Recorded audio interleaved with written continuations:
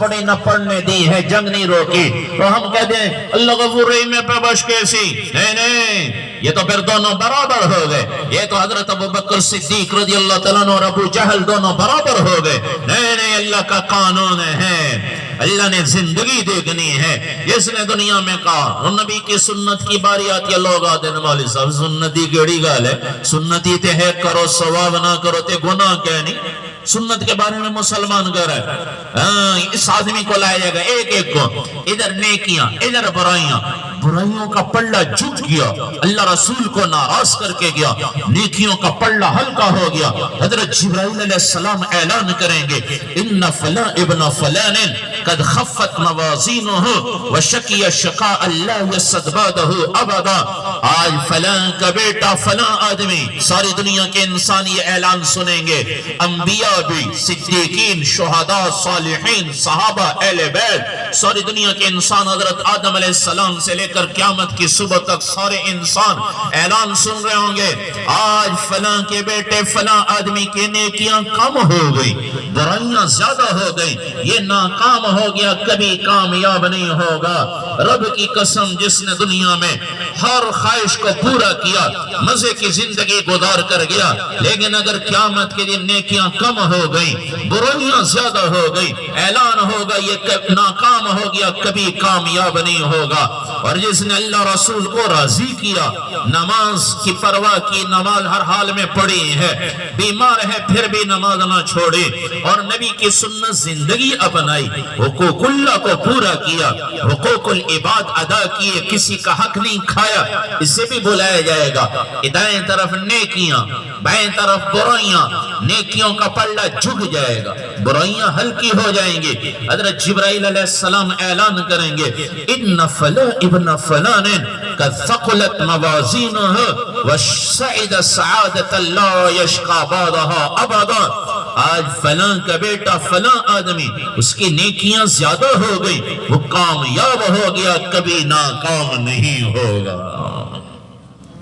یہ دنیا ہے بھائیو، یہاں امتحان آئیں گے، کبھی فاقہ آئے گا، کبھی فراوانی ہوگی، کبھی مال کی کمی ہوگی، کبھی مال کی زیادتی ہوگی، کبھی غم آئے گا، کبھی خوشی آئے گی، کبھی اچھے حالات، کبھی برے حالات، کبھی فاقہ آئے گا، اور کبھی چیزوں کی فراوانی ہوگی، لیکن اللہ رسول کا حکم ہے ہر حال میں رب کو راضی کرو، ہر حال میں رب کو راضی کرو۔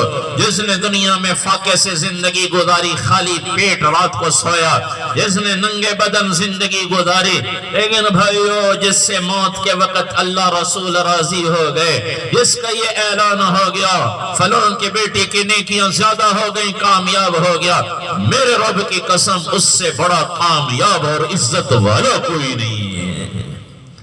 ہماری منزل آخرت ہے، اللہ رسول کو راضی کرنا۔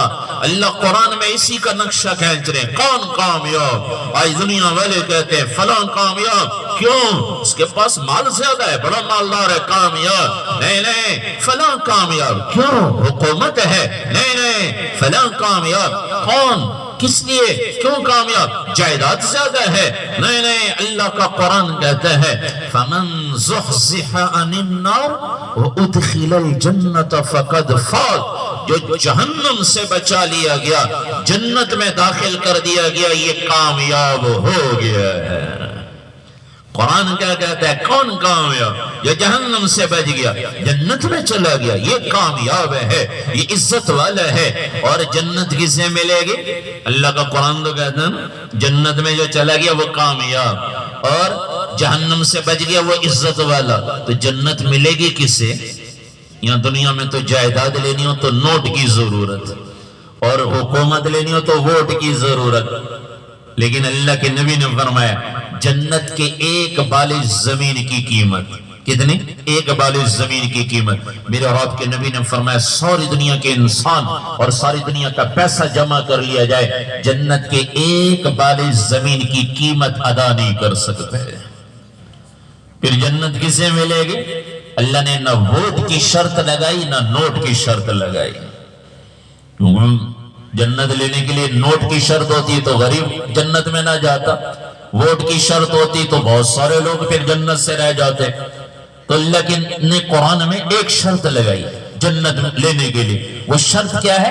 غریب بھی، مالدار بھی، مرد بھی، عورت بھی، جوان بھی، بوڑھا بھی، کالا بھی، گورا بھی، عربی بھی، اجمی بھی، کوئی کسی، غلام بھی، آزاد بھی، سبھی وہ شرط پوری کر سکتے ہیں۔ اللہ نے ایک شرط لگائی، فَاتَّبِعُونِي يُحْبِبْكُمُ اللَّهُ، میرے محبوب کی غلامی کر کے آ جاؤ، میں اللہ تم سے راضی ہو جاؤں گا، محبوب بنا لوں گا، تمہارے گناہ معاف کر دوں گا۔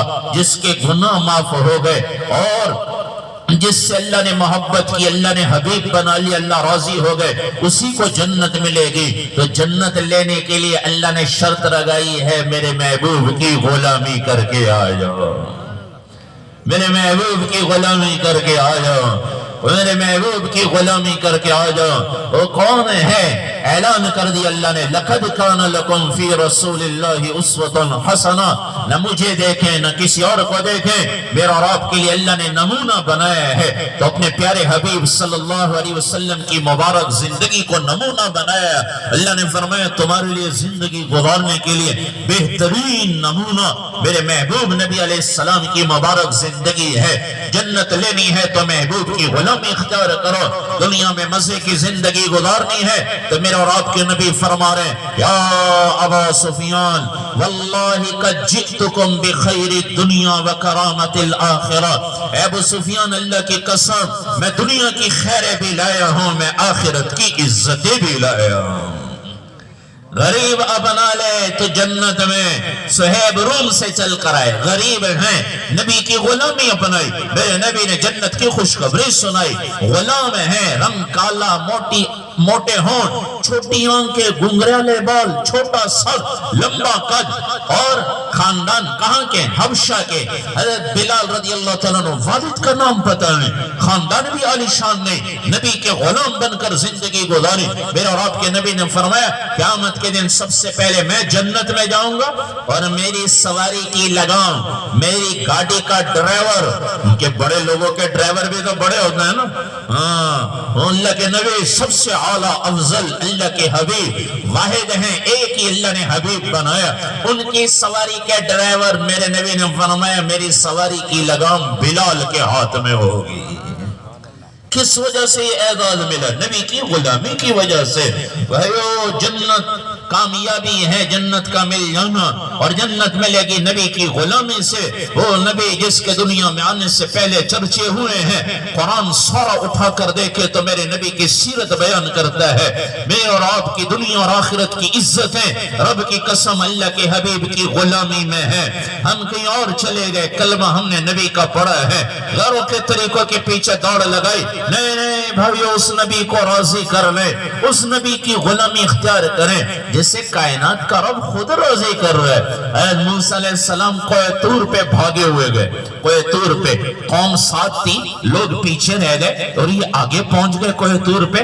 اللہ نے فرمایا وَمَا أَعْجَلَكَ عَنْ قَوْمِكَ يَا مُوسَىٰ، اے موسیٰ جلدی کیوں کی؟ قوم پیچھے رہ گئی، آپ آگے آ گئے تو کہنے لگے أَجِلْتُ إِلَيْكَ رَبِّ لِتَرْضَىٰ، یا اللہ میں نے جلدی اس لیے کی تاکہ تو راضی ہو جائے، تو راضی ہو جائے۔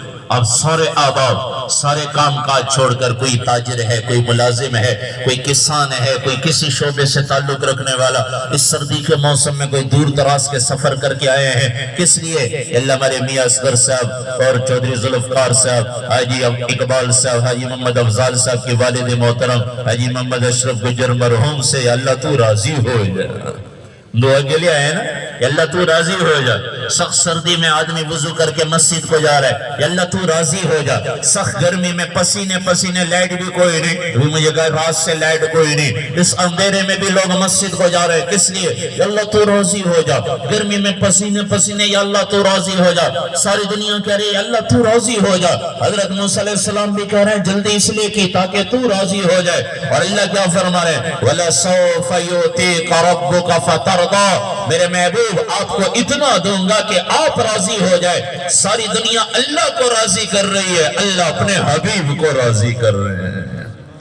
تو بھائیو ہم اس نبی کو راضی کر لیں، ہم اس نبی کی غلامیاں بنا لیں جس کو اللہ نے سب سے افضل اعلیٰ بنایا۔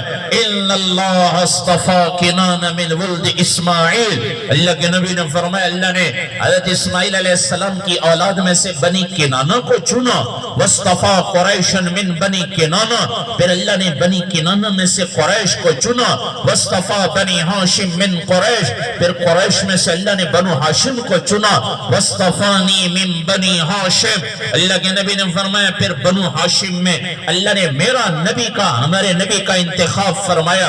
اس لئے اللہ کے نبی فرما رہے انا خیرکم ابا و نفسا، لوگوں میں جان کے لحاظ سے بھی سب سے اعلیٰ ہوں، میں خاندان کے لحاظ سے بھی سب سے اعلیٰ ہوں، جان کے لحاظ سے بھی ہمارے نبی سب سے اعلیٰ۔ حضرت آدم علیہ السلام اللہ سب کو حج کروائے، اور حاجی جب جاتے ہیں میدان عرفات میں